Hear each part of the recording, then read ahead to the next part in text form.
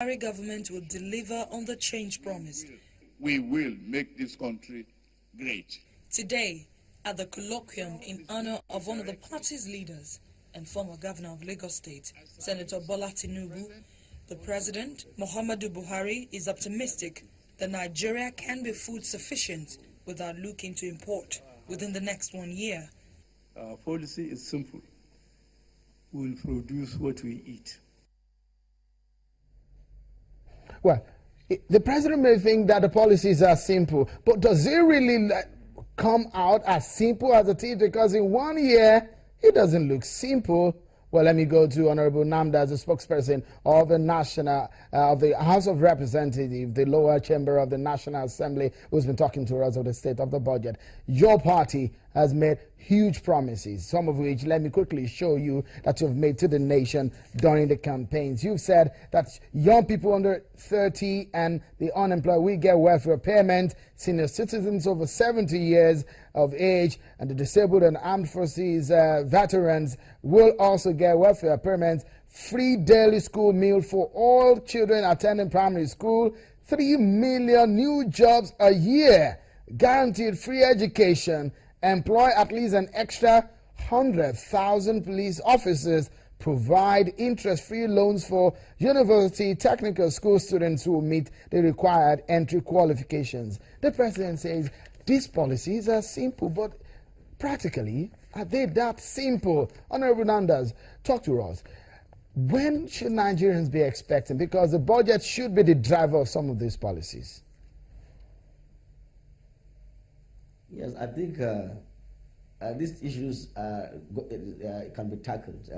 Truly speaking, if you look at science education, there's deliberate attempt to ensure that it will be free, so that our pupils can be encouraged, and we will provide 500 teachers that will be employed to be able to give good education, particularly in areas where we don't have enough teachers.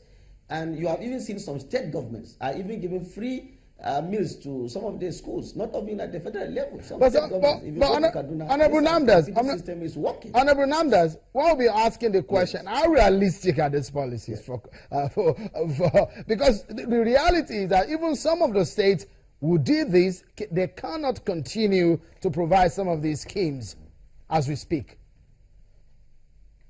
No, I want you to know that we will let the budget be signed into law, and before you begin to see what is really happening. Until this budget is signed, and the people will look at the performance. And don't forget, Mr. President, when he laid that budget in the joint sitting of the National Assembly on December 22nd, he specifically stated that he will ensure that this thing is implemented. The problem is not just about passing budget. The problem is our implementation. And I want you to know that the National Assembly do not implement budget. It is the duty of the executive, particularly Mr. President, to ensure that they implement. And if Mr. President has given us the word that this budget will be implemented, and we will see. And we also get to know that we normally look at performance of budget after every quarter. We will be seeing the performance of this budget. And we will look when there are issues, and there are so many deficits.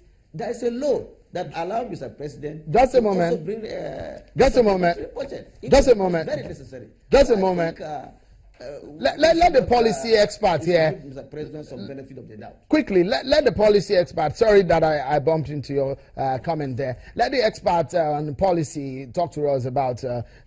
What do you feel? Looking at the promises, some of which I put on the screen there, and some of the things that are going on in the country, expectations of Nigeria, are they realistic at all? Sean, you know, in politics, there's a saying that you campaign in poetry and you govern in prose. And then, you know, when you are campaigning, because you want to sit or win an election, you may say more than what you can actually deliver or do. Has this government actually said more than they could deliver? Well, I don't think so. But I think, do they look like a government that can perform on some of these expectations? Yeah, I think they can perform, but whether they can do all that they have said remains to be seen. It remains to be seen. And this is what I think it is.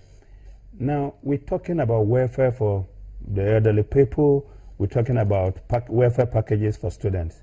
We're talking about a country where most retirees cannot access their pension on a monthly basis.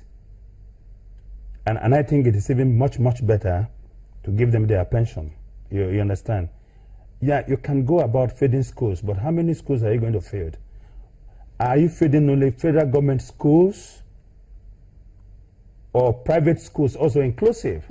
Mr. Adigba, what should the advisors of President Buhari be doing right now? Because we've been hearing, be patient, be patient. What should they be doing right now? You know, the number one... The pressure will be more in the coming days. Yes, the number one responsibility or duty of the president is to sell hope to his people.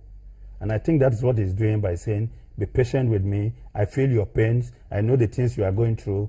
We will deliver. I think he's doing very well in that regard, because the president cannot be disconsolate. He cannot come on there and say, look, and he's been apologizing. We're overwhelmed. He's been apologizing for the government's mistakes. So what has happened so far? But I think that this government can deliver, all right?